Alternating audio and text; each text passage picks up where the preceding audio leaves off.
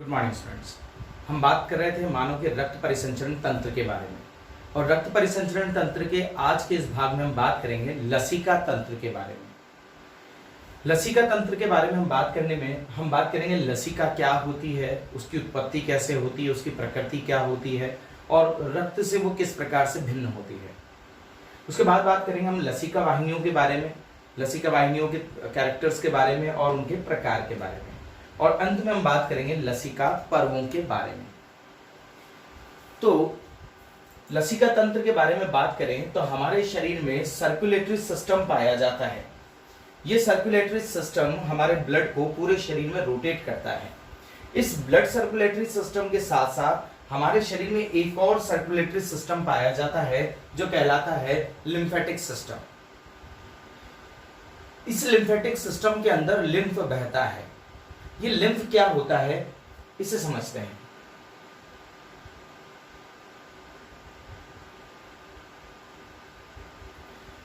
जो रुधिर वाहिनियां हैं, उन रुधिर वाहिनियों में रक्त अत्यंत दबाव के साथ बहता है। जब ये पतली केशिकाओं में बहता है अत्यंत दबाव के साथ, तो पतली केशिकाओं की भित्ति बहुत ही पतली होती है और उनसे रुधिर का तरल पदार्थ छनकर कोशिकाओं के बीच आ जाता है। इस दूसरे डायग्राम में हम देख लेते हैं। ये कोशिकाएं हैं। इन कोशिकाओं के बीच इन पतली केशिकाओं से तरल पदार्थ छनकर आ जाता है। मानिए कि वो पूरा रुधिर नहीं होता, रुधिर का तरल भाग होता है। ये तरल भाग इन कोशिकाओं या उत्तकों के बीच आ जाता है। इसे ही उत्तक तरल या लसिका कहते हैं। ये लसिका लगभग प्लाज्मा के समान होता है। इसके गुण हम बात कर लेते हैं। ये एक तरह का रंगहीन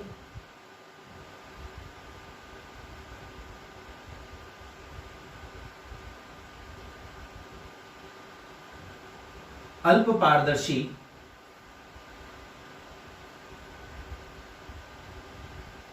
क्षारीय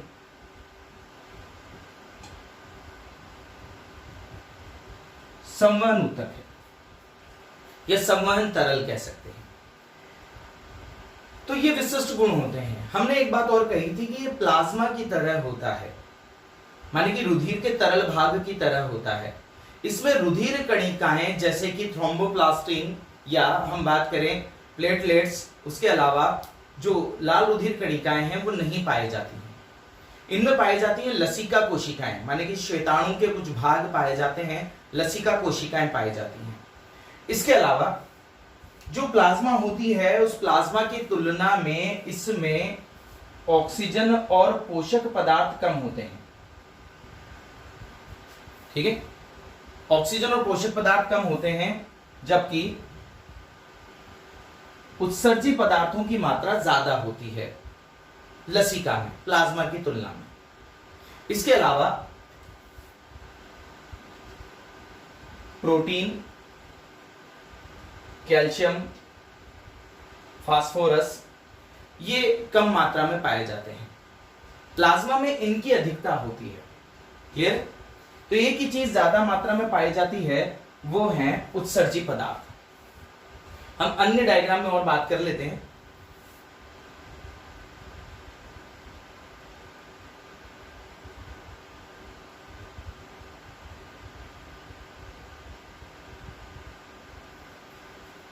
इस इमेज में हम और अच्छी तरह से इसे देख पा सकते हैं। ये रुधिर वाहिनियां हैं जिसमें रुधिर बहुत ही दबाव के साथ बहता है और पतली वाहिकाओं में या केशिकाओं में आ जाता है। ठीक है, इन पतली केशिकाओं की भित्ति बहुत पतली होती है जिसमें इसकी वजह से दाब उच्च हो जाता है और उच्च दाब से ये तरल छनकर इन कोशिकाओं या उत्तकों के बीच आ जाता है। क्लियर? इन उत्तकों में बीच आने पर ये तरल पदार्थ कोशिकाओं और उत्तकों के साथ पदार्थों का आदान प्रदान करती हैं। ये ब्लैक डॉट जो आप देख रहे हैं ये लसिका है। लसिका रक्त से आई है और उत्तकों के साथ पदार्थों का आदान प्रदान कर रही है। माने कि ये लसिका या तरल रुधिर और कोशिकाओं के मध्य पदार्थों के आदान प्रदान करने का माध्यम है। माने कि रक्त सीधे ही कोशिकाओं को पोषक तत्व प्रदान नहीं कर रहा, ऑक्सीजन प्रदान नहीं कर रहा, वो लसिका के माध्यम से ही करता है। वहीं उत्सर्जी पदार्थ कोशिका सीधे रक्त में नहीं छोड़ती हैं, वो पहले उत्सर्जी पदार्थों को उत्तक तरल में या लसिका में छोड़ती हैं। दूसरी बात आती है लसिका वाहिकाएं। जो लसिका है उन लसिकाओं को इन लसिका वाहिकाओं द्वारा अवशोषित कर लिया जाता है। अगर ऐसा ना हो, हम बात करें कि रक्त से तरल पदार्थ जब बाहर ऊतकों में आ जाता है तो रुधिर का दाब कम हो जाता है। रुधिर के दाब कम होने से कई समस्याएं उत्पन्न हो सकती हैं। रुधिर के दाब को पुनः बनाए रखने के लिए इस तरल का वापस रक्त में पहुंचना बहुत जरूरी है और उस काम को करती हैं ये वाहिकाएं। इन वाहिकाओं को कहा जाता है लसिका वाहिकाएं। ये लसिका वाहिकाएं उत्तक तरल का अवशोषण करके इसे पुनः शिराओं में छोड़ देती हैं। ये जो वाहिकाएं हैं, ये वाहिकाएं लगभग शिराओं के समान होती हैं। इनमें एक दिशी कपाट पाए जाते हैं। ये अंगों या ऊतकों से हृदय की ओर गति करती हैं। क्लियर? और इनमें तरल कम दबाव के साथ बहता है। ये कुछ एक विशेषताएं हैं जो शिराओं के समान होती हैं। हम इनको और ज्यादा डिटेल यहां बात कर लेते हैं अगले डायग्राम में।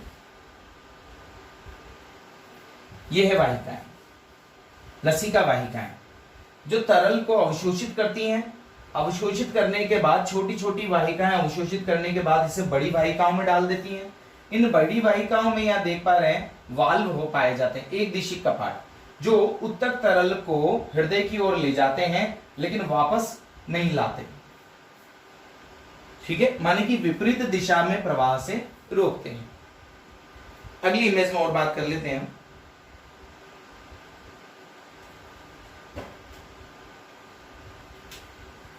तो ये जो केशिकाएं हैं या यूं कहें लसिका वाहिकाएं हैं, इन लसिका वाहिकाओं से होकर तरल अंदर चला जाता है।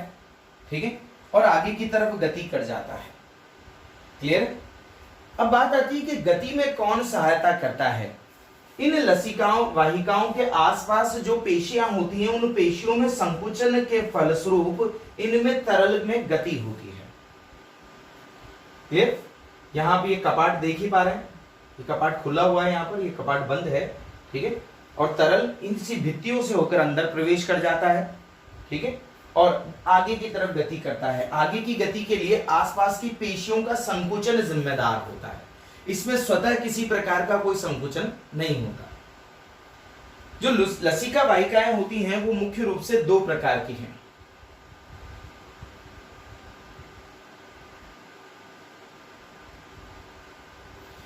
ये दो लसिका वाहिका, एक तो है दाहिनी लसिका वाहिका और दूसरी है बाईं लसिका वाहिका। जो बाईं लसिका वाहिका है वो बड़ी होती है और जो दाहिनी लसिका वाहिका होती है वो छोटी होती है। पहले हम बाईं लसिका वाहिका के बारे में बात कर लेते हैं। आप देख पा रहे हैं ये वाला एरिया, ये जो वाहिका है जो पश्चपादों तक जा रही है वो वाहिका बाईं वाहिका होती है या बाईं लसिका वाहिका कहलाती है। ठीक है, ये ज्यादा बड़ी होती है, जबकि दाईं लसिका वाहिका जो होती है वो छोटी होती है।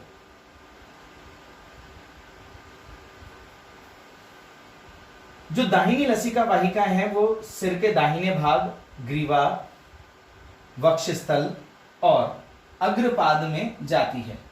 ठीक है, बाईं ओर के, ये सॉरी दाईं ओर के। इसे दाहिनी वाहिका या दाहिनी लसिका वाहिका भी कहते हैं।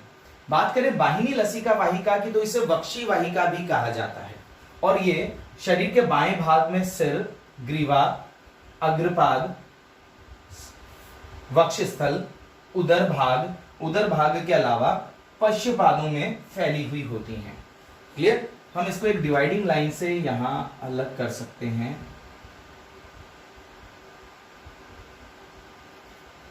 तो इससे इधर वाला हिस्सा दाहिनी लसिका वाहिका और इधर वाला हिस्सा जितना भी है वो पूरा वक्षी वाहिका होती है। क्लियर? जो दाहिनी लसिका वाहिका है वो दाहिनी लसिका वाहिका लसिका को एकत्र करके यहां जो हमारे जत्रुक हड्डी होती है उस जत्रुक हड्डी के नीचे मौजूद रुधिर वाहिनी जिसे हम कहते हैं शिरा, उस शिरा में जाकर खुलती है। ठीक है, दाहिनी तरफ की ग्रीवा वाली शिरा और अधोजत्रुक शिरा में खुलती है। जबकि जो वक्षी वाहिका होती है वो वक्षी वाहिका यहाँ कॉलर बोन, हमारी जो जत्रुक अस्थि है उस जत्रुक हड्डी के नीचे पाए जाने वाली शिरा और ग्रीवा की जो शिरा है उसमें जाकर खुलती है। क्लियर? ये वाली वाहिका खुलती है बाईं ओर की ग्रीवा शिरा और अधोजत्रुक शिरा में, जबकि दाहिनी लसिका वाहिका खुलती है हमारे दाहिने भाग की ग्रीवा शिरा और दाहिनी अधोजत्रुक शिरा में। तो इस प्रकार ये संपूर्ण शरीर से जो लसिका को एकत्र किया जाता है या तरल को एकत्र किया जाता है, उन्हें एकत्र करके बड़ी वाहिकाओं के द्वारा शिराओं में पुनः छोड़ दिया जाता है, माने कि ये तरल पुनः रुधिर में मिक्स हो जाता है। क्लियर? तो ये थी लसिका वाहिकाएं। अब हम बात करते हैं लसिका पर्वों के बारे में।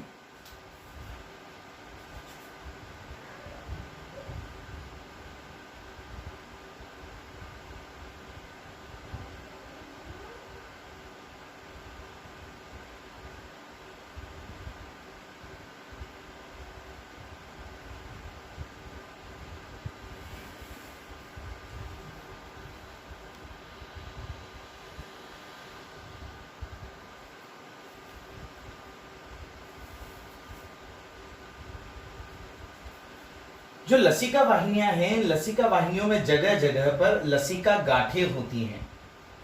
इन्हीं लसिका गांठों को लसिका पर्व कहा जाता है।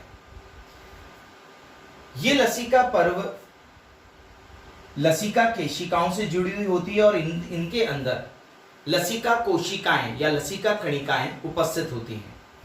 इन्हें और ज्यादा डिटेल में देख लेते हैं। क्लियर? ज्यादातर ये सिर, ग्रीवा, बगलों और रागों वाले भागों में पाई जाती हैं। क्लियर? ये ग्रीन कलर के जो बड़े डॉट आप देख रहे हैं ये लसिका ग्रंथियां, लसिका पर्व हैं। ये बड़े साइज में हम देख सकते हैं। इन लसिका पर्वों में कई छोटी छोटी वाहिकाएं आकर खुलती हैं। ठीक है? कई और इनसे फिर दूसरी वाहिकाएं बाहर की ओर निकल जाती हैं। मान लीजिए ये समझिए कि 5-6 लसिका वाहिकाएं इसमें आकर जुड़ती हैं और इनमें से 1 या 2 लसिका वाहिकाएं बाहर निकलती हैं। लेकर आने वाली लसिका को लेकर आने वाली ये 4 वाहिकाएं आपको दिखाई दे रही हैं। ठीक है? इन्हें अफेरेंट लिम्फेटिक्स वेसल्स कहा जाता है। जबकि ये 2 लसिका वाहिकाएं इन ग्रंथियों से या इन पर्वों से लसिका को ले जा रही हैं। इन्हें इफेरेंट लिम्फेटिक वेसल्स कहा जाता है। इनके अंदर लसिका कोशिकाएं पाई जाती हैं।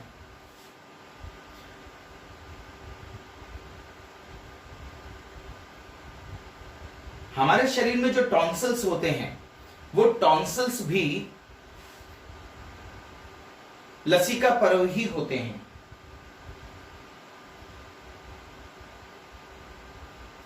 क्लियर?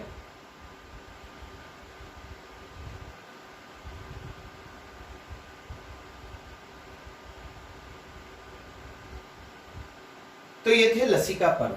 अब हम बात कर लेते हैं लसिका पर्व के बाद, इस लसिका तंत्र के बाद लसिका के कार्य के बारे में। जो सबसे महत्वपूर्ण कार्य है वो सबसे महत्वपूर्ण कार्य है रक्त और कोशिकाओं के मध्य पदार्थों के स्थानांतरण का माध्यम बनना।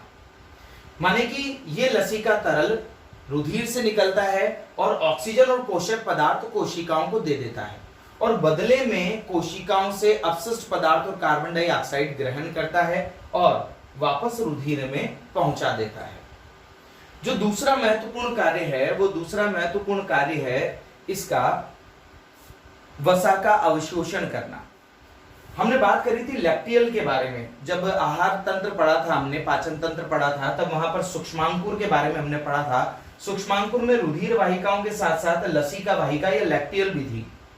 रुधिर वाहिकाएं शर्करा, अमीनो अम्ल आदि का अवशोषण कर सकती है, लेकिन वो वसा और ग्लिसरॉल का अवशोषण नहीं कर पाती या वसी अम्ल का अवशोषण नहीं कर पाती। लैक्टियल वो काम कर सकती हैं। हमने वसा के अवशोषण के बारे में बात की थी। तो वो लैक्टियल वसा कणिकाओं का अवशोषण कर लेती हैं और वसा कणिकाओं का अवशोषण करके इसे रक्त तक पहुंचा देती हैं। क्लियर? तो ये दूसरा महत्वपूर्ण कार्य है वसा का अवशोषण करना और रक्त में पहुंचा देना। जो तीसरा महत्वपूर्ण कार्य है वो भी यहीं पर निहित है, वो है वसीय अम्ल और ग्लिसरॉल का परिवहन करना। ठीक। और सबसे अंतिम बात, लसिका पर्वों के अंदर लसिका कोशिकाएं या लसिकाणु होते हैं। ये लसिका कणिकाएं या लसिकाणु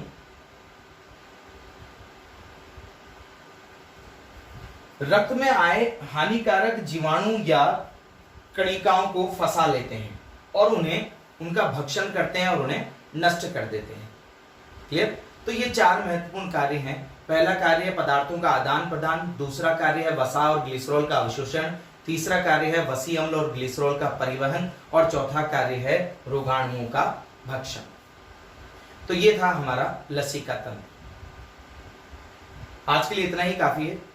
नेक्स्ट लेसन में या तो हम बात करेंगे हृदय के रोगों के बारे में, नहीं तो हम नेक्स्ट लेसन के बारे में बात करेंगे। Thank you.